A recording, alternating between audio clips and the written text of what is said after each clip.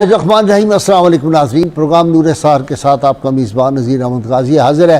Doctor professor محمد طاہر القادری صاحب نے بخاری اور مسلم کے حوالے سے اور محدثین کے حوالے سے وہ سارے ثبوت دے دیے کہ وہ سب لوگ جو تھے وہ خود صوفی تھے، صوفیاء کے ماننے والے تھے، صوفیاء کے عقیدت مند تھے۔ ان سے انہوں نے جو معرفت کا اور روحانیت کے جو فیض و برکات تھے وہ حاصل کیے، اور بڑے بڑے اتھینٹک نام ڈاکٹر صاحب نے دے دیے۔ میرا خیال ہے کہ اب اس میں کوئی آدمی انکار کی گنجائش نہیں ہے، اگر اس کو عقل سلیم رکھتا ہے یا اس کے اندر تعصب یا اس کے اندر وہ اندھیرا نہیں ہے، تو انشاءاللہ تعالیٰ وہ سارے معاملات جو ہیں وہ کلیئر ہو جائیں گے۔ آج احادیث کے حوالے سے اسی کی کنٹینیوٹی ہم ڈاکٹر صاحب سے پوچھتے ہیں۔ جی ڈاکٹر صاحب السلام علیکم۔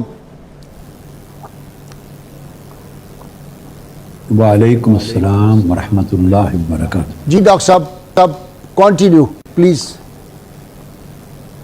جی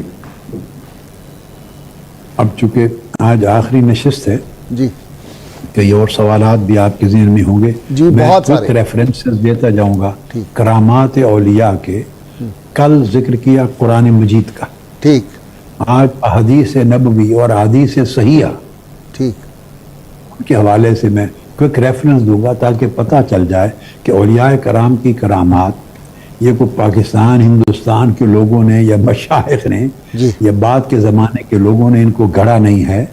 یہ تصور وضعی تصور نہیں ہے، بلکہ قرآن و سنت کی نصوص قطعیہ پر مبنی اساسی عقائد اسلام میں سے۔ ٹھیک اور عقیدہ کی ہر کتاب میں ایک سطر ہوتی ہے کہ کرامات اولیاء حقن، اور اس کا عقیدہ رکھنا واجب ہے۔ ٹھیک اس کا انکار کرنا گویا وہ عقائد صحیحہ کا منکر ہے اور گمراہ ہے۔ ٹھیک اب صحیح بخاری سے کوئک ریفرنس لیتا ہوں، میں صحیح بخاری سے لے رہا ہوں۔ جی صحیح بخاری سے ارشاد۔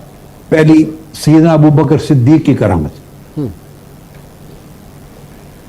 آپ کی کرامت یہ ہے کہ آپ کے گھر میں، اب میں ان میں سے وہ واقعات نہیں لوں گا جس میں آقا علیہ الصلوۃ والسلام کا ذکر ہو، ٹھیک چونکہ آقا علیہ السلام کا سے صادر ہو چیز تو معجزہ ہو وہ گئی، معجزہ ہوتا ہے۔ ٹھیک ہے، وہ ہم نے تو کرامت ثابت کرنی ہے۔ ٹھیک۔ آپ سمجھ گئے؟ جی جی بالکل۔ اور صحیح بخاری سے آج سیدنا صدیق اکبر کے گھر مہمان آئے، کھانا تھوڑا تھا، اپنے اہلیہ کو کہا کھانا لے آئیں، انہوں نے کھانا شروع کیا اور کھانا بڑھتا گیا۔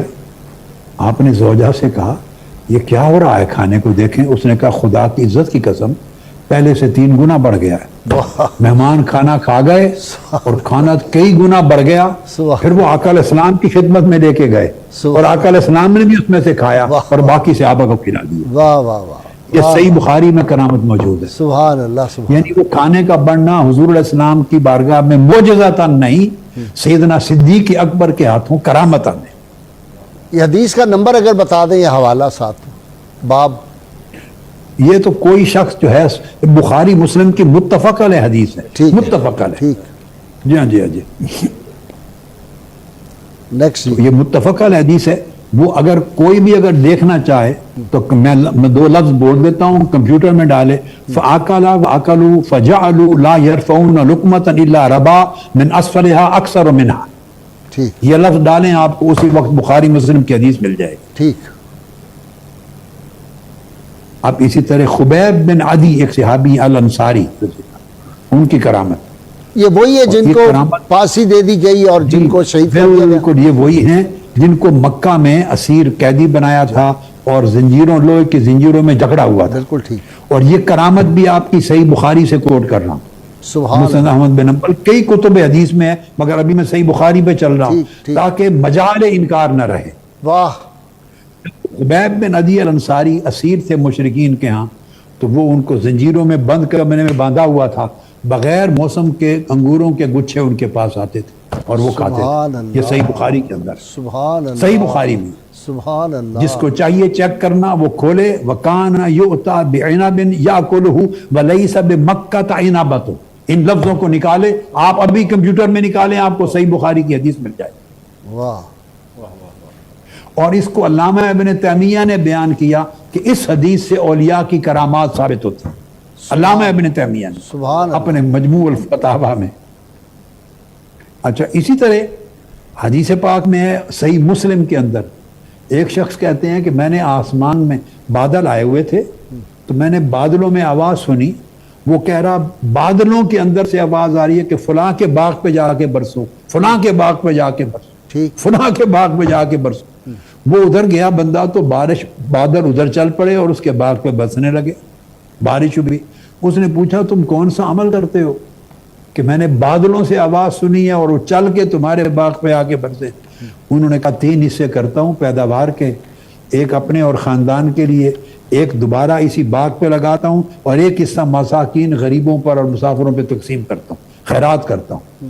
اس عمل سے اللہ نے کرامت عطا کر دی، بادل بول رہے ہیں، آواز آ رہی، اس پہ جا کے سبحان اللہ، انہی کو کرامات کہتے ہیں نا، خوارق عادات۔ جی بالکل، کوئی کہے کہ گھڑی گئی ہے، میں صحیح بخاری دے رہا ہوں آپ کو، صحیح مسلم دے رہا ہوں آپ کو، متفق علیہ۔ سبحان اللہ، پھر آگے آ جائیے، امام محمد بن حنبل نے فضائل میں بیان کیا مشہور قصہ، سیدنا فاروق اعظم رضی اللہ تعالیٰ عنہ لشکر بھیجا تھا عراق نہامد میں، ہاں، دشمن پیچھے سے حملہ کرنے لگے تھے، آپ نے ممبر پر، مسجد نبی کے ممبر پہ فرمایا یا ساریۃ الجبل، یا ساریۃ الجبل۔ ہے ساریہ وہ کمانڈر ان چیف تھا، کمانڈر تھا فوج کا، حضرت ساریہ، پہاڑ کی آڑ لے۔ تو آپ کی آواز مدینہ سے عراق میں نہامد پہنچی، لشکر نے سنی تو وہ بچ گئے، انہوں نے پہاڑ کی آڑ میں پناہ لی، واپس آئے تو بتایا اے امیر المومنین آپ کی آواز نہامد میں آئی تھی۔ یہ کرامت ہے کتب حدیث میں امام محمد بن حنبل نے بیان۔ سبحان اللہ۔ اب اسی طرح بڑی بڑی سیدنا علی شیر خدا نے جب خیبر فتح کیا تو کتب حدیث میں آتا ہے، ابن ابی شیبہ میں، حاکم میں، بہقی نے، حافظ ابن حجر اسقلانی، طبری، سب نے لکھا ہے کہ 40 تکڑے تکڑے طاقتور لوگ مل کے مشکل سے اس دروازے کو اٹھاتے تھے، سیدنا علی شیر خدا نے ایک ہاتھ سے اٹھا کے لہرا دیا اور اٹھا کے پھینک دیا اس خیبر کے قلعے کے دروازے کو۔ تو آج تو لوگ اس کا، ڈاکٹر صاحب اس کا لوگ انکار کرتے ہیں، بڑے بڑے یہاں کے جو انکار کرتے ہیں مولوی، وہ کہتے ہیں کوئی نہیں، وہ تو چھوٹا سا دروازہ تھا 40 بندے اٹھانے والے۔ سن لیا، میں نے آپ کو پڑھ لیا، امام احمد بن حنبل کی مسند، راوی ابو رافع ہیں حضور علیہ السلام کے خادم، وہ پوری حدیث روایت کرتے ہیں، اور ابن ابی شیبہ میں، حاکم میں، بہقی نے اور حافظ ابن اسقلانی نے فتح الباری میں بیان کی کہ ہم حضرت علی کے ساتھ گئے، اینڈ پر کہتے ہیں کہ ہمارا لم یحملہ الا 40 رجلا، 40 آدمیوں سے کم آدمی اس دروازے کو اٹھا نہیں سکتے تھے، علی شیر خدا نے تنہا دروازہ اٹھا کے پھینک دیا۔ میں نے حدیث کی کتابیں کوٹ کر دوں۔ سبحان اللہ، سبحان اللہ۔ ایک اور بڑی عجیب آپ کو حدیث سناتا ہوں آج، اور وہ یہ کہ حضرت عمران بن حسین ایک صحابی ہیں آقا علیہ الصلوۃ والسلام کے، صحابی جلیل القدر، وہ 30 سال تک صحیح مسلم میں بھی حدیث آئی ہے، یہ صحیح مسلم کی حدیث ہے صحیح۔ علامہ ابن تیمیہ نے مجموع الفتاوی میں بھی اس کو نقل کیا، ابن حجر اسقلانی نے فتح الباری میں بیان کیا، امام سیوطی نے الحاوی الفتاوی میں بیان کیا، امام نووی نے بیان کیا، امام قرطبی نے طبقات ابن سعد میں، ابو نعیم کی دلائل النبوت میں، بے شمار کتب میں، اور اصلاً حدیث صحیح مسلم کی حدیث ہے صحیح۔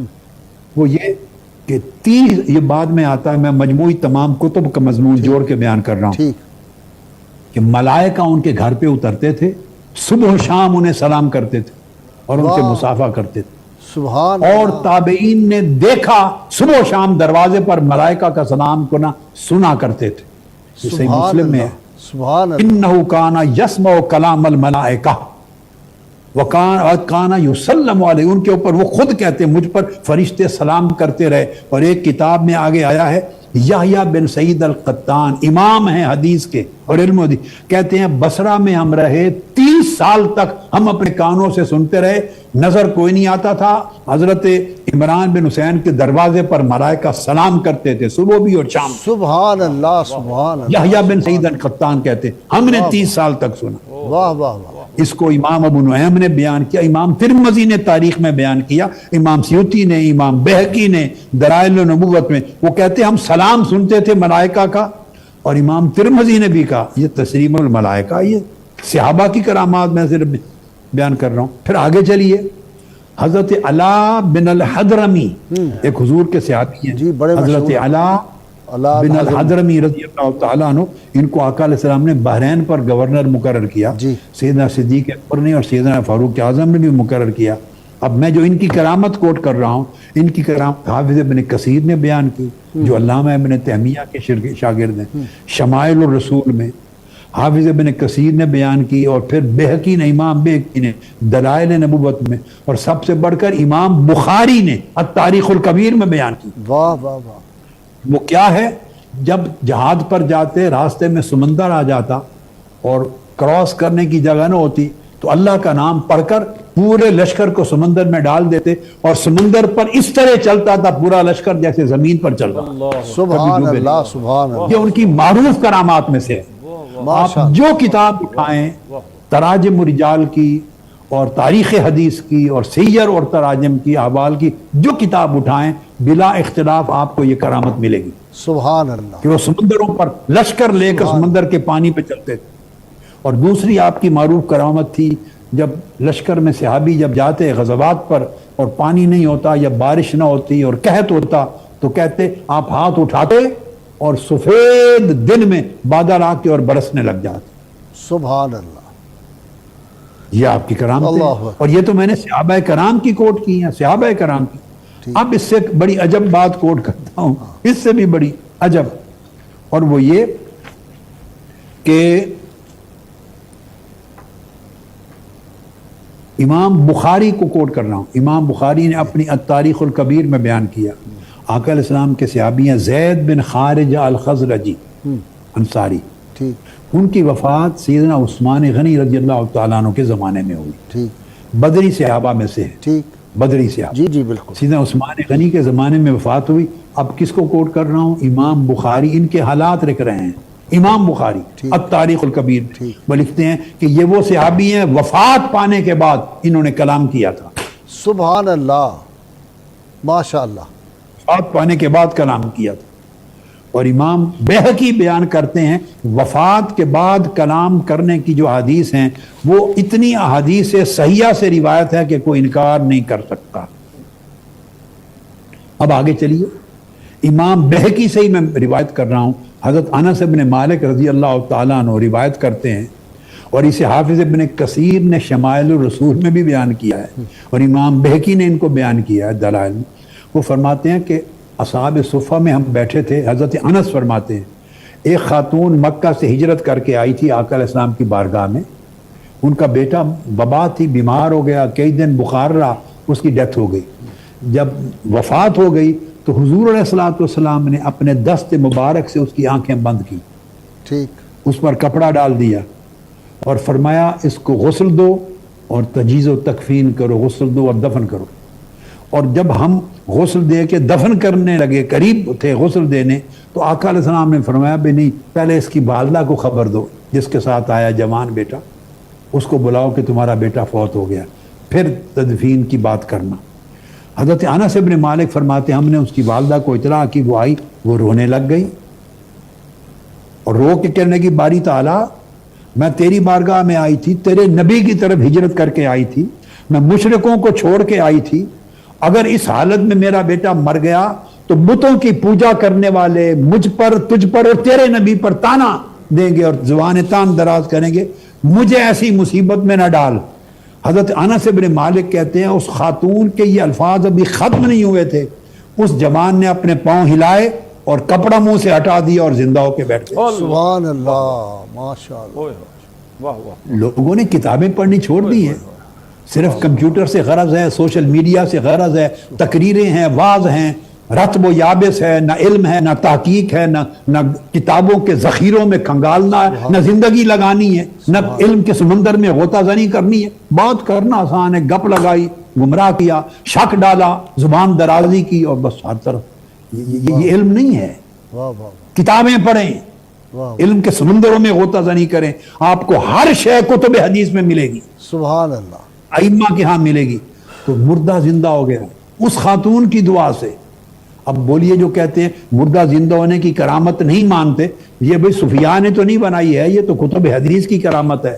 اور اس کو آگے امام بیکی کے بعد حافظ ابن کثیر ابن تیمیہ کے شاگرد، حافظ ابن کثیر کو تو ہر کوئی مانتا ہے، وہ روایت کر رہے ہیں اور وہ ثابت کر رہے ہیں کہ ایسی کرامات بھی حضور کے معجزات ہی کا حصہ ہیں، چونکہ حضور کے متبع ولی کے ہاتھوں سے صادر ہوتی ہیں۔ ٹھیک، پھر امام نووی نے ایسی علامہ ابن تیمیہ نے، میں آپ کو اس سبجیکٹ کو تاکہ کوئی اور کویسچن ہو آپ کر سکیں، علامہ ابن تیمیہ کو کوٹ کرتا ہوں فردر، ان کی کتاب ہے العقیدۃ الواسطیہ. سعودی عرب میں، عرب دنیا میں جو لوگ اس مشرب کے کو ترجیح دیتے ہیں وہ پڑھتے ہیں، وہی کتاب پڑھتے ہیں. العقیدۃ الواسطیہ. وہ کہتے ہیں ومن اصول اہل سنت التصدیق بکرامات الاولیاء. وہ کہتے ہیں اہل سنت کے عقائد کے اصول میں سے ہے، فروع نہیں ہے غازی صاحب، فروع نہیں، اصول میں سے ہے اولیاء اللہ کی کرامات کی تصدیق کرنا. اور ان کی کرامات علوم کی قسم میں سے بھی ہوتی ہیں کہ ان کو اتنا بے بہا علم مل جائے جو ان کے زمانے میں اسی عمر میں کسی اور عالم کو حاصل نہ ہو سکے، یہ بھی کرامات ہیں. مکاشفات بھی ہیں، قدرت اور طاقت مل جائے، تاثیرات مل جائیں، اس طرح دعا قبول ہو جائے. اور علامہ ابن تیمیہ نے بڑی خاص بات لکھی ہے، یہ کرامات اس امت کے اوائل زمانے سے اولیاء کے ہاتھوں پہ صادر ہونے لگی. عن صدر هذه الامه من الصحابه والتابعين وسائر قرون الامه وهي موجوده فيها الى يوم القيامه. یہ علامہ ابن تیمیہ نے فتویٰ دیا کہ یہ قیامت تک کرامات موجود رہیں گی. سبحان اللہ. جب تک حضور علیہ السلام. ڈاکٹر صاحب نیکسٹ کوشچن میں آ جائیں. بہت شکریہ، آپ نے کمال کیا، آج یہ باتیں بتائی ہیں اور اللہ تعالیٰ کے فضل و کرم سے میں سمجھتا ہوں ہماری نوجوان نسل جو ہے ان کے ذہنوں میں سارے شکوک و شبہات آپ نے واش کر دیے. اگلا ہے جی کہ قرآن حکیم میں اللہ کریم فرماتا ہے نا، میرے بندے مجھے پکارتے ہیں، میں پکار سنتا ہوں ان کی، مجھے پکارو میں تمہاری پکار سنتا ہوں. تو اس پہ یہ اعتراض ہوتا ہے کہ آج کل لوگ مثلا کہتے ہیں یا رسول اللہ مدد، یا غوث الاعظم کہتے ہیں مدد، یا علی مدد. تو یہ کس طرح اس کے ساتھ ہی جڑا ہوا سوال وہ جو ہے کہ جس طرح حضرت حیات المیر کے بارے میں آتا ہے غوث پاک کی اولاد سے یہ قیامت تک زندہ ہے ان کی دعا سے، اور اسی طرح جو حضرت انہوں نے معین الدین چشتی اجمیری نے جس ہندو کو وہ کھڑاووں والا واقعہ ہے مشہور مار کے مسلمان کیا تھا، اس جوگی کا نام عبداللہ بیابانی ہے. اور آج کے دور میں بھی لوگ جو ہے وہ اجمیر شریف کے لوگ کہتے ہیں کہ جب پہاڑوں میں گم ہو جاتا ہے کوئی بندہ تو ایک بندہ آتا ہے سامنے اور وہ آ کے ان کی رہنمائی کرتا ہے. یہ سارے اجمیر میں آج کل بھی یہ واقعہ مشہور ہے. تو کیا یہ رجال الغیب ہوتے ہیں، یہ ہے، ان کا کوئی وجود ہے؟ اور کیا یہ ندا کہنی رسول اللہ صلی اللہ علیہ وسلم سے استمداد جو ہے غوث الاعظم سے ہے، سیدنا علی مرتضیٰ سے ہے؟ ذرا اس پہ بھی یہ دونوں کو جوڑ دیا میں نے وقت بچانے کے لیے.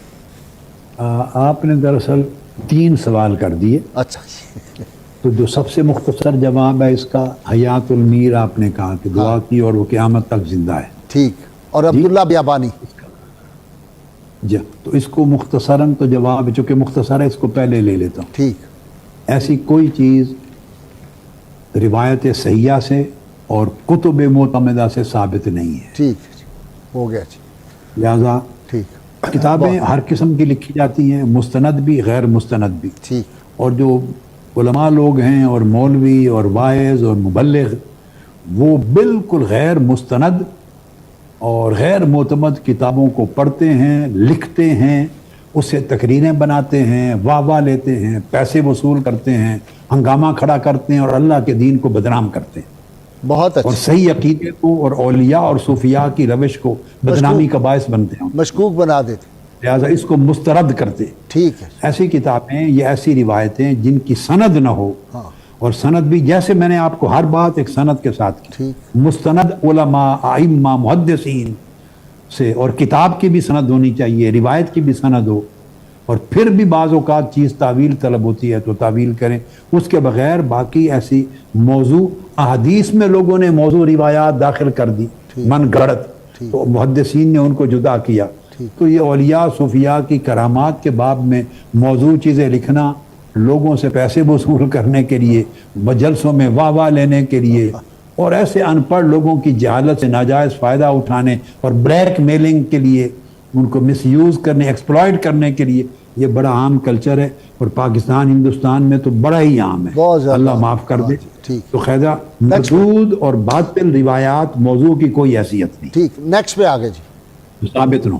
جی. دوسرا آپ نے یہ پوچھا کہ جیسے رجال غیب کا کی ایک بات آپ نے کی.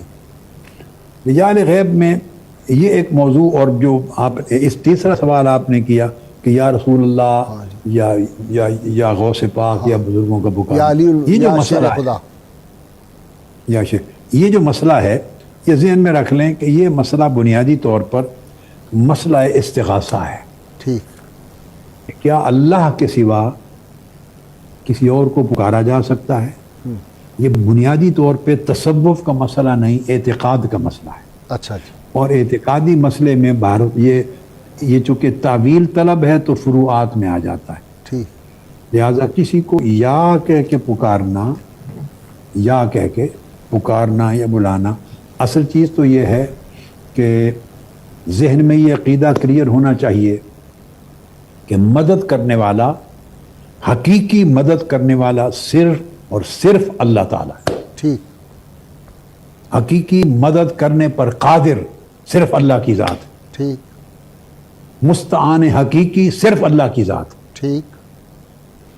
کسی کو از خود نفع یا نقصان پہنچانا، کسی کو از خود مدد کرنا غیبی انداز کے ساتھ، وہ اللہ رب العزت کے سوا مخلوق میں اللہ پاک نے کسی کو یہ طاقت اور قوت اور یہ قدرت نہیں دی. ٹھیک. ایک تو یہ کنسپٹ اس پر کلیئر ہونا چاہیے. ٹھیک. پکارنے کا مسئلہ الگ ہے. ٹھیک ہے. اب یہ جب پکارتے ہیں اس کو استغاثہ کہتے ہیں، یعنی مدد کے لیے بلانا. ٹھیک. مدد طلب کرنا. ٹھیک. مدد طلب کرنا اور مدد کرنا، یہ دونوں چیزیں اس کائنات کے اندر جو سنت الہیہ ہے اور جو نظام قدرت ہے اس کا حصہ ہے. ٹھیک. یہ جائز ہے، ٹھیک. بشرطے کہ ایسا کہنے والے کو یہ علم، ادراک اور شعور ہو کہ میں جن کو پکار رہا ہوں وہ اصل مددگار اور معین نہیں ہیں، اصل مستعان نہیں ہیں. ٹھیک. مدد کرنے والا صرف اللہ ہے اور دعا اللہ سے کرے، مانگے اللہ سے، دینا اللہ نے ہے. مگر جن بزرگوں کو نبی ہو یا ولی وہ پکارتا ہے، وہ پکارنا بمانا توسل ہو. ٹھیک. وہ پکارنا بمانا توسل توسل ہے. یہ کنسپٹ اس کا کلیئر ہونا چاہیے.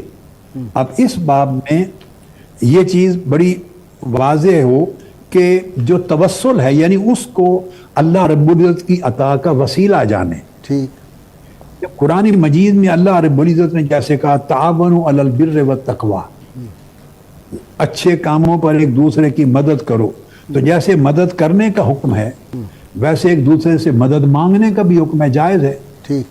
تو اللہ سے ڈائریکٹلی مدد مانگنا یہ طریق حقیقت میں آتا ہے. ٹھیک. اور اولیاء، صلحاء اور اللہ کی مخلوق سے مدد مانگنا وسیلہ اور ذریعہ سمجھ کر یہ طریق مجاز میں آتا ہے. ٹھیک. یہاں یہ ادراک اور فہم کا ہونا ضروری ہے. اگر اس میں خلط ملط کرے گا تو وہ حد ایمان سے نکل کر گمراہ ہو جائے گا اور کفر و شرک کا ارتکاب کرے گا. ٹھیک. کہ وہ جن کو پکار رہا ہے ان کے پکارنے کا مطلب یہ ہے کہ میں اللہ سے مانگ رہا ہوں، آپ میرے لیے شفیع بن جائیں، میرا وسیلہ بنے، میرا ذریعہ بنے، آپ کی برکت سے مجھے اللہ یہ عطا کر دے، آپ کے وسیلے سے یہ عطا کر دے. جب یہ کنسپٹ اس کے ذہن میں کلیئر ہو، اور یہ علماء کی ذمہ داری ہے کہ کلیئر کریں.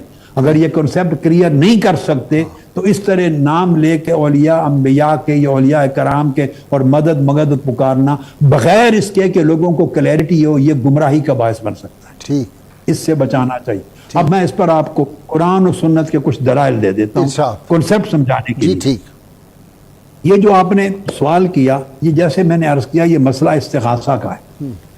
اب استغاثہ میں اگر طریق حقیقت ہو، یعنی اللہ سے مدد مانگنی ہے، یہی حقیقت ہے. مستعان حقیقی اللہ ہے، جیسے ایاک نعبد و ایاک نستعین. تو قرآن مجید سورہ انفال میں استستغیثون ربکم، جب تم اپنے رب سے مدد طلب کر رہے تھے. یہ سورہ انفال میں صحابہ کرام کا ذکر کیا غزوہ بدر کے مقابلے میں. جب تم اپنے رب سے مدد طلب کر رہے تھے، تستغیثون ربکم، اس لفظ کو یاد رکھیں. اللہ سے کو پکار کے مدد مانگ رہے تھے. یہ طریق حقیقت ہے اور یہ سب سے محتاط ہے، سب سے احسن ہے، سب سے اسبب ہے. اور اسی طریقے کو اپنانا چاہیے کہ اولیاء صلحاء کا نام بطور وسیلہ کوٹ کرے. ٹھیک. اور دوسرا طریق اللہ کی مخلوق سے مدد طلب کرنا، اسی طرح اس کا ذکر بھی قرآن میں ہے. یہ بڑا اہم ہے. وہ سورہ آراف کی آیت نمبر 160 فرمایا، ذکر کیا بنی اسرائیل کا، وَأَوْحَيْنَا إِلَى مُوسَىٰ इज़ इस्तस्क़ाहु क़ौमुहु अनिद्रिब बिअसाकल हजर, जब कुरान बता रहा है जब उनकी कौम ने उनसे बारिश मांगी, हज़रत मूसा अलैहिस्सलाम से कहत में थे, उनसे बारिश मांगी, उनसे पानी मांगा, तो उधर है तुम अल्लाह से मांग रहे थे पानी बारिश, यहां फरमाया उनकी कौम ने हजरत मूसा से बारिश और पानी को मांगा।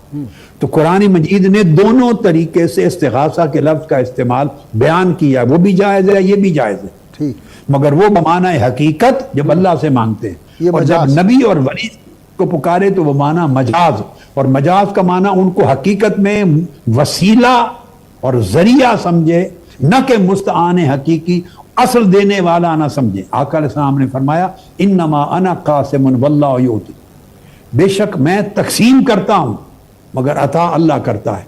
यह अकीदा होना चाहिए सूफिया का, मशाइख का, पीरान कराम का फर्ज है कि मुरीदों को, तालिबों को और उलमा का फर्ज है कि अवाम अहले सुन्नत को यह समझाएं कि हुजूर दाता साहब खुद देने वाले नहीं हैं, वाह वाह, हुजूर गौसे पाक खुद देने वाले नहीं हैं, हुजूर ख्वाजा अजमेर खुद देने वाले नहीं हैं। खा आप औलाद की तलब है, खा आपको शिफा याबी की तलब है, खा दुनिया की कामयाबी की तलब है, खा बरकत की तलब है, खुद अज खुद देने वाला इसका मालिक मुख्तार और कादिर अल्लाह की जात है। लेकिन अल्लाह रब्बुल इज़्ज़त ने इस कायनात में निज़ाम असबाब बनाया है, निज़ाम वसाइत, निज़ाम वसाइल, अंबिया औलिया को हिदायत देने का जरिया बनाया है, जबकि असल हादी अल्लाह है।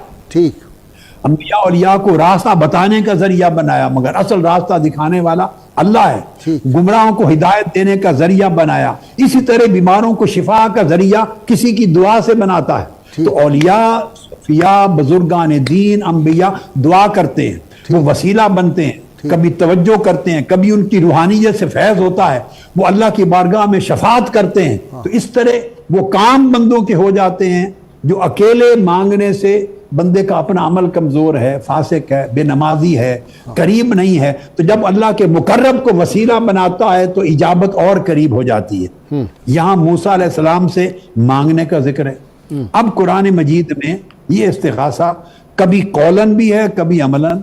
यूसुफ अलैहिस्सलाम ने देखिए अपना कमीज भेजा अपने वालिद की तरफ, भाइयों के हाथ फरमाया इज़हबू बिक़मीसी हाज़ा फ़अल्क़ूहु अला वजहि अबी बसीरा, मेरा कमीज ले जाओ, मेरे बाप की आंखों पे रखें, बसारत लौट आएगी। दुआ नहीं की, न उन्होंने अल्लाह के हुजूर दुआ की, न हजरत याकूब अलैहिस्सलाम ने दुआ की, सिर्फ कमीज भेजा, उनकी आंखों पे रखना, और आंखों पे रखा तो बसारत लौट आई। तो ये क्या हुआ, बतरीक तवस्सुल शिफा याबी हो गई। यहां जुबान से भी नहीं पुकारा, सिर्फ अमल कर दिया। कभी इस्तिगासा बिल कौल होता है, कभी इस्तिगासा बिल अमल होता है, कभी इस्तिगासा बिल मकान होता है।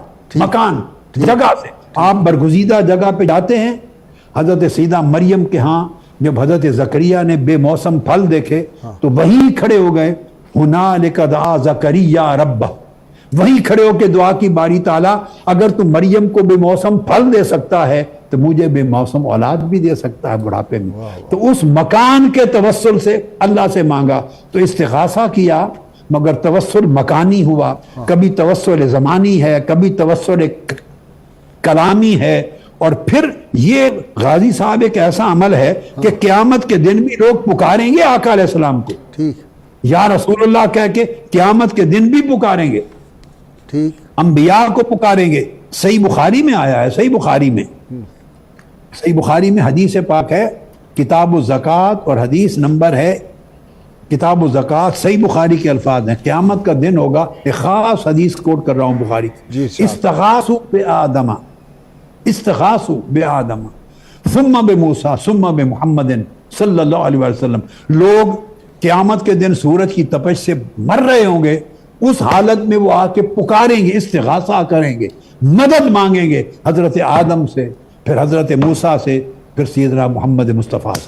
तो लफ्ज़ इस्तिगासा इस्तेमाल हुआ सही बुखारी में, और आका अलैहिस्सलाम ने बयान किया लफ्ज़ इस्तिगासा से।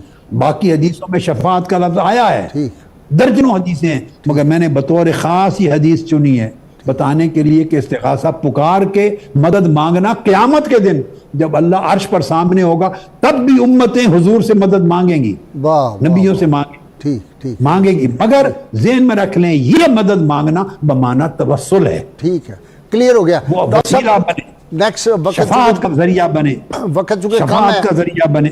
اب شتیہات صوفیاء پہ آ جائیں. یہ جو ہم سنتے ہیں کہ فلاں کا کعبہ استقبال کے لیے چلا گیا فلاں بزرگ کا اور اس طرح ہوا.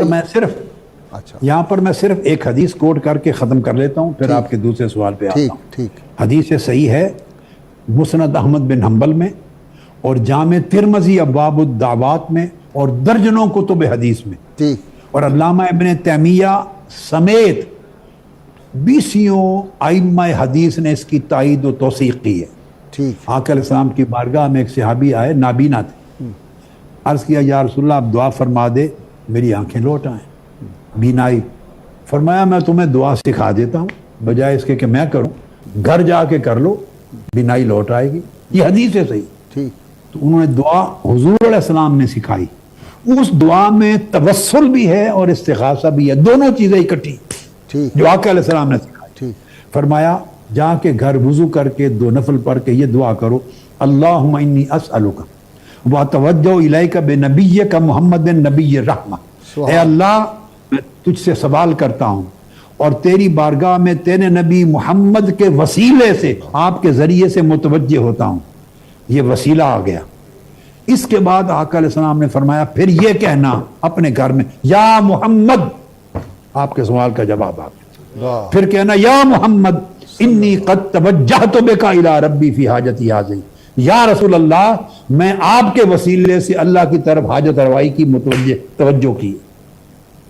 تو توسل بھی کر دینا لفظاً اور استغاثہ بھی کر دینا، مگر پھر کلیئر ہو جائے اور پھر اللہ پاک آپ کی قضائے حاجت فرما دے گا. فَاللَّهُمَّ فَشَفِّعُ فِيَّ. تو بینائی اللہ نے دینی ہے، رسول پاک صلی اللہ علیہ وسلم نہیں عطا کرتے، یہ اللہ کا کام ہے. ہدایت اللہ نے دینی ہے، رسول ذریعہ وسیلہ بنتے ہیں. بینائی اللہ نے دی، آقا علیہ السلام کا توسل اور استغاثہ وسیلہ بنا. تو صحابہ مشکل میں آقا کے پاس آتے تھے. آپ نے نکلی ہوئی آنکھ قتادہ کی آنکھ میں ڈال دی، دعا کی تو بینائی لوٹ آئی. مشکلوں میں آتے تھے. تو عقیدہ یہ کلیئر ہونا چاہیے کہ جن کو ہم پکار رہے ہیں وہ پکارنا صرف توسل کے معنی میں ہے، وہ حقیقی مددگار نہیں ہیں، وہ بھی اللہ کے محتاج ہیں اور اللہ سے لے کے دینے میں ہمارے شفیع ہیں، شفاعت کرنے والے، ذریعہ بننے والے. یہ مدد کا معنی ہے کہ ہماری دعا اللہ کے حضور قبولیت جلد ہو جائے گی، ان کے ذریعے عطا اللہ کی جلد ہو جائے گی. بہت شکریہ ڈاکٹر. یہ تصور کلیئر ہو تو پھر یہ قرآن و سنت سے ثابت ہے. اب آگے شرطیات صوفیہ ہم پہ بائنڈنگ ہے، ہمیں اس پہ کرنا چاہیے یقین. اور یہ کعبہ استقبال کے لیے چلا گیا کئی بزرگوں کا. میں بتاتا ہوں. ہاں جی. یہ جو شتیات کی آپ نے بات کی، صوفیہ کی شتیات، یہ ذہن میں رکھ لیں. شتیات کہتے کس کو ہیں؟ شتا کی جمع ہے، اس کا معنی ہے حرکت. صوفیہ جب تصوف، طریق اور معرفت سلوک کی راہوں پہ چل رہے ہوتے ہیں تو درمیان میں بڑے تموج آتے ہیں، زیر و بم آتے ہیں. جب اللہ رب العزت کی بارگاہ سے تجلیات ملتی ہیں اور محبت اور اس کے عشق الہی کا جوش و خروش آتا ہے اور اس میں فیضان کی تجلیات وارد ہوتی ہیں تو ان پر کئی بار جوش کا بڑا غلبہ ہو جاتا ہے اور وہ ان کے ہوش پر بھی غالب آ جاتا ہے. اس کیفیات میں ان کے زبان سے بعض اوقات اپنی واردات کے بیان میں ایسے کلمات نکلتے ہیں جو عجیب و غریب ہوتے ہیں اور ان کا معنی سمجھ سے بالاتر ہوتا ہے. لہذا ان کو شتیات کہتے ہیں. شتیات تصوف میں اصول اور تعلیمات نہیں ہیں. اگر بطور شتیات کسی ولی اللہ کی چیز ثابت ہو تو سمجھیں کہ جب وہ مسافر تھے، اس کے سفر کے دورانی زمانے کی باتیں ہیں، جب تک وہ کمال پر نہیں پہنچے تھے. جب ولی کمال پر صوفی پہنچتا ہے تو اس کا ظرف وسیع ہو جاتا ہے، پھر اس سے شتیات صادر نہیں ہوتی. تو شتیات اس طرح ہیں جیسے نہر ہو، اس کا ظرف چھوٹا ہے اور پانی بہت زیادہ آ جائے تو نہر سے بہہ جاتا ہے دائیں بائیں. تو جب پانی بہہ جاتا ہے تو وہ جو اسی طرح واردات جب انسان کے باطنی ظرف سے باہر بہہ جاتی ہیں تو اس کلام کو شتیات کہتے ہیں. لہذا نہ ان کا انکار کیا جاتا ہے اور نہ ان پر اعتبار کر کے عقیدہ رکھا جاتا ہے.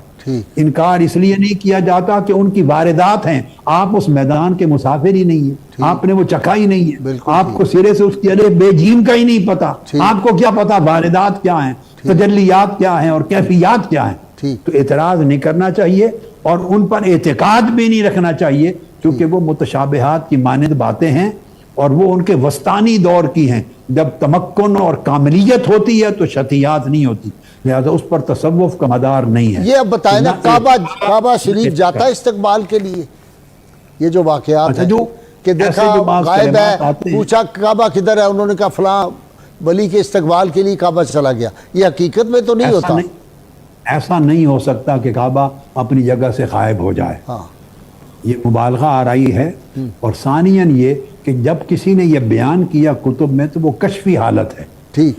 ہر ایک اللہ پاک ایک جسد مثالی بھی دیتا ہے جیسے ملائکہ کو. وہ کشفی حالت میں انہوں نے کعبے کو دیکھا.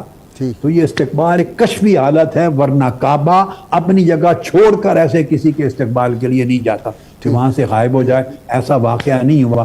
کشفی حالتیں وہ اہل کشف کے لیے زیر بحث ہوں تو اچھی ہوتی ہیں. آپ ان پر جب بحث و مباحثہ کریں تو لوگوں میں ذہنی طور پہ انتشار اور خلفشار پیدا ہوتا ہے. اب یہ جو ہے سیدنا احمد کبیر رفاعی والا واقعہ، سیدنا غوث الاعظم کا واقعہ، رسول اللہ صلی اللہ علیہ وسلم کا دست اقدس باہر آیا، انہوں نے ہاتھ ملایا اور اس طرح جو ہے انہوں نے بوسہ دیا، یہ جو واقعات ہیں یہ بھی ذرا یہ بھی مکاشفات میں سے ہیں. اچھا جی. ایسا امر نہیں ہے کہ وہ امر واقعہ میں حصی جسمانی طور پر ہوا ہو. اچھا.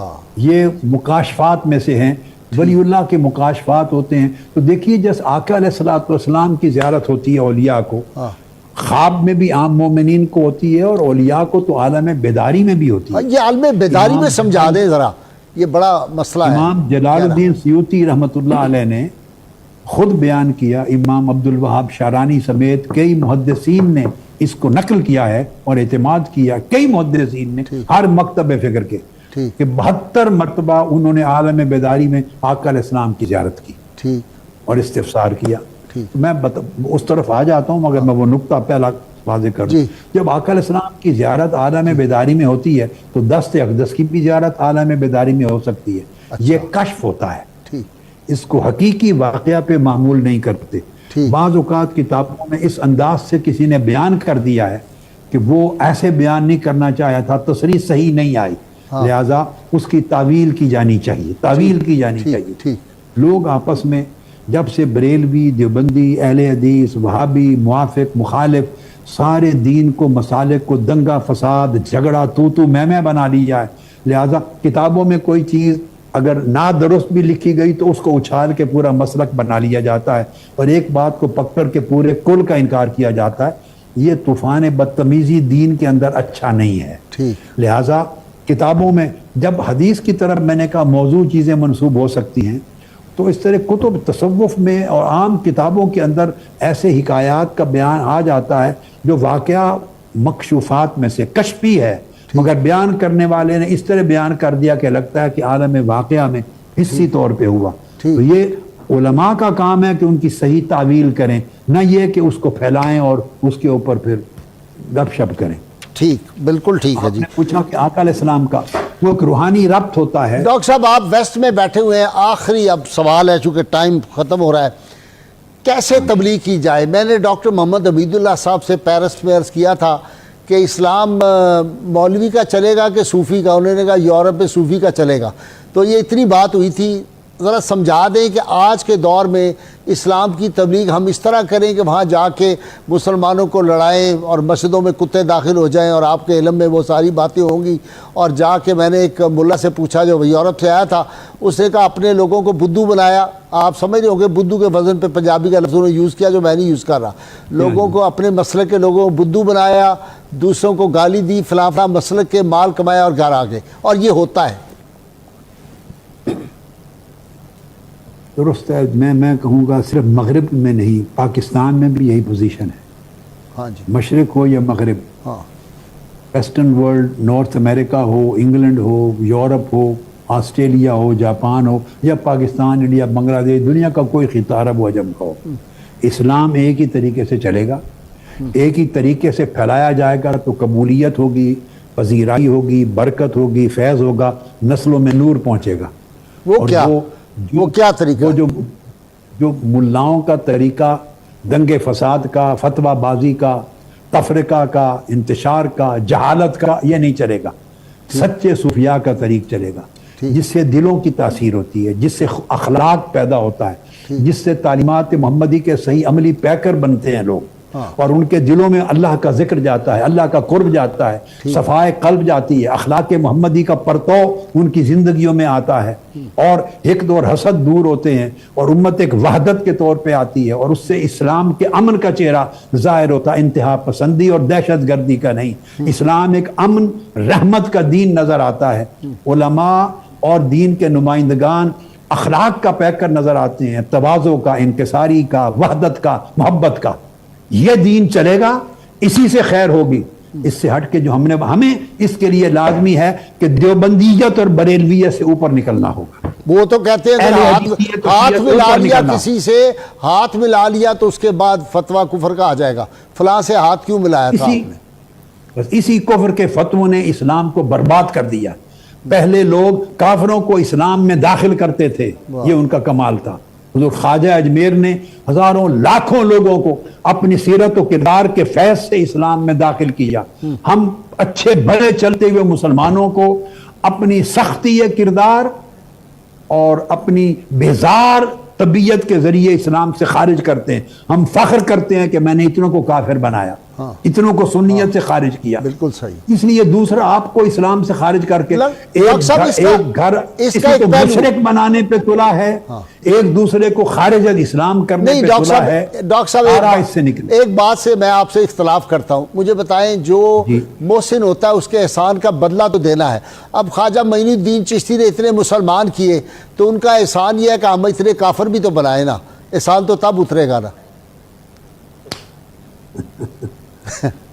یہ تو آپ کی بات سمجھنے والے لوگوں کے لیے ایک اچھا یعنی متوجہ کرنے کا ایک نقطہ ہے۔ جی اگر جس نے حضور خواجہ اجمیر اور سیدنا غوث الاعظم یا حضور بابا فرید الدین گنج شکر اور اولیاء و صالحین کے جو احسانات امت پر ہیں، طبقات پر ہیں، نسلوں پر ہیں، صدیوں پر ہیں، کہ انہوں نے اسلام کا اصل چہرہ شناسائی کروائی، لوگوں کو کفر کی اندھیریوں سے نکال کر اسلام کی طرف لائے، مگر فتووں کے ذریعے نہیں۔ کسی صوفی اور ولی نے فتوے نہیں لگائے۔ حسن کردار سے، محبت سے، مودت سے، فتوت سے، رحمت سے، پیار سے، سخاوت سے، تواضع سے، انکساری سے، قرآن و سنت کا عملی نمونہ اپنی سیرت میں، اپنے گفتار میں، اپنے کردار میں دکھایا۔ لوگوں کے دل موہ لیے، لوگ بدلتے چلے گئے۔ اگر احسان ان کا بدلہ دینا احسان کا تو ان کے طور طریقے اپنائے جائیں، وہ طریقہ تبلیغ اپنایا جائے، وہ کردار اپنایا جائے، وہ زبان میں شگفتگی، نرمی، پیار، حلاوت، محبت پیدا کی جائے کہ لوگ آپ کے پاس آنے میں الفت محسوس کریں، مانوس محسوس کریں۔ آپ کے پاس آ کے جو عالم دین ہے ساتھ بیٹھ کے آپ کو سن کے وحشت محسوس نہ کرے۔ جب آپ کی باتیں سنیں تو اسے کسی کے بارے میں نفرت پیدا نہ ہو، بلکہ امت کی من حیث الکل محبت اور مودت پیدا ہو۔ وہ ٹکڑے نہ کرے وہ آدمی جو عالم دین ہے، بلکہ امت کو جوڑے۔ وہ ایسے انتشار پیدا نہ کرے کہ رہی صحیح کسر جو دین کی نوجوان نسل میں رہ گئی ہے وہ علماء سے متنفر ہو کر اس سے بھی ہاتھ دھو بیٹھے۔ وہ سوچے کہ میرے تقریر سے، میری تبلیغ سے، میرے طرز عمل سے اثر کیا ہو رہا ہے۔ اگر امت میں انتشار پیدا ہو رہا ہے، نئی نسل علماء کو گالیاں دینے لگ گئی ہے اور مذہب اور مسلک سے بیزار ہو رہی ہے، تو اس کا مطلب ہے آپ شیطنت پھیلا رہے ہیں، دین کی دعوت نہیں پھیلا رہے۔ اگر دین کی دعوت دینی ہے تو اس کی زبان محبت ہے، دین کی دعوت دینی ہے اس کی زبان اخلاق ہے، اس کی زبان مودت ہے، اس کی زبان ایثار ہے، اس کی زبان تواضع ہے، ادب ہے۔ پہلے ائمہ ایک دوسرے سے اختلاف کرتے تو ادب کرتے۔ امام شافعی بغداد جاتے، امام اعظم ابو حنیفہ کے مزار اقدس کے پاس نماز پڑھی، اور جب نماز پڑھی تو ایک روایت میں رفع یدین ترک کر دیا، دوسری روایت میں ہے کہ آمین بالجہر نہیں کی، ان کے مذہب میں آمین بالجہر تھی یا رفع یدین تھا۔ تلامذہ نے پوچھا حضرت آپ نے اپنا مذہب ترک کر دیا؟ فرمایا اتنے بڑے امام کی بارگاہ میں مجھے اپنی تحقیق پر عمل کرتے ہوئے شرم آتی ہے۔ یہ ان کی حد اختلاف تھی اور یہ مقام ادب تھا۔ اختلاف کے لیے آداب کے دائرے ہوتے ہیں، ہم نے ادب کو ختم کر دیا۔ دین سارا ادب ہے اور تصوف سارا ادب اور اخلاق ہے۔ اگر ہماری زندگی میں، ہماری زبان میں، ہمارے قول و فعل میں، سیرت و کردار میں آداب نہیں ہوں گے، اخلاق نہیں ہوں گے، الفت و مودت محبت نہیں ہوگی، دوسروں کے لیے قربانی نہیں ہوگی، ایثار نہیں ہوگا، عزت افزائی نہیں ہوگی، تو ہم اسلام کی خدمت نہیں کر رہے، اسلام کے ٹکڑے لاسٹ کر رہے۔ کوشچن بائی پروفیسر فہد علی کاظمی، جناب 3 منٹ ہے۔ جی میں تو دونوں بزرگوں کا بہت ہی ممنون ہوں. واٹ این انکریڈیبل کنورزیشن، اتنی قیمتی کنورزیشن ہے، اور مجھے لگتا ہے کہ یہ سالہ سال یاد رہے گی. بریک تھرو ہے یہ الحمدللہ.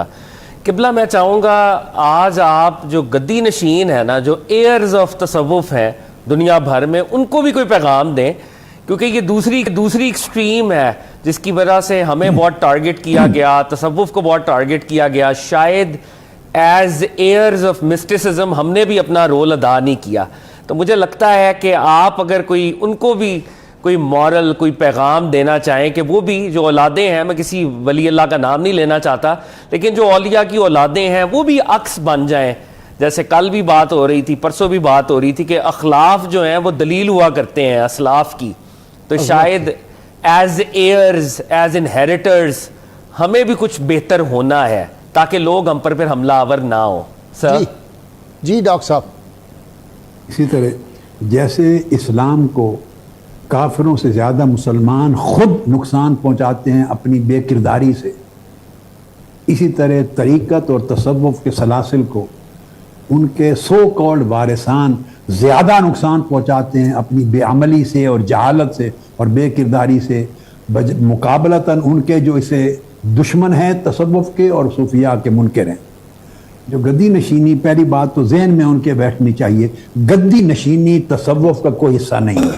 واہ واہ واہ، کتنا تصوف کی کسی کتاب میں گدی نشینی کا کوئی چیپٹر نہیں ہے. واہ واہ واہ. گدی نشین ہونا یہ تصوف کا سبجیکٹ اور حصہ اور جز ہی نہیں ہے.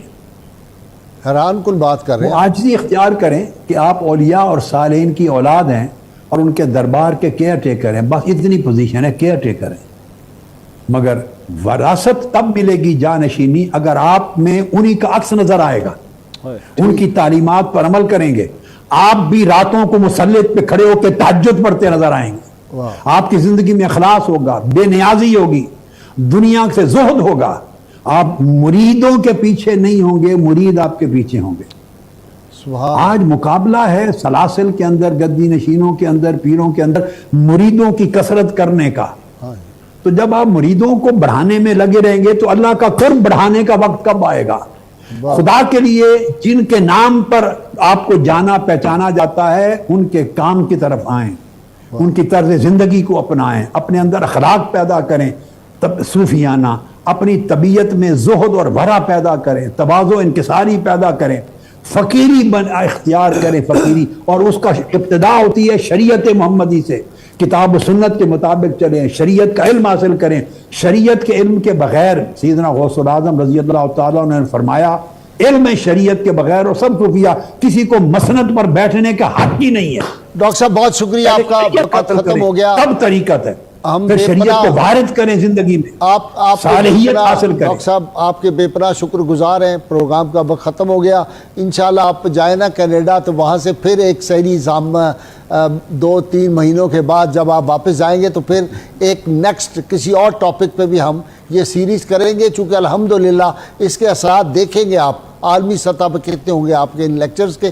میں آپ کا شکر گزار ہوں اور اپنے ساتھ جو میرے مہمان ٹیم تھی ان کا بھی شکر گزار ہوں. اللہ کریم کی دعا ہے اللہ تعالی ہمیں سید عالمین صلی اللہ علیہ وسلم کی غیر مشروط محبت، لا محدود وفاداری عطا فرمائے. مل کے ہم نعرہ لگائیں گے پاکستان کا مطلب کیا؟ لا الہ الا اللہ محمد رسول اللہ صلی اللہ علیہ وآلہ وسلم. مولاي صل وسلم دائما أبدا على حبيبك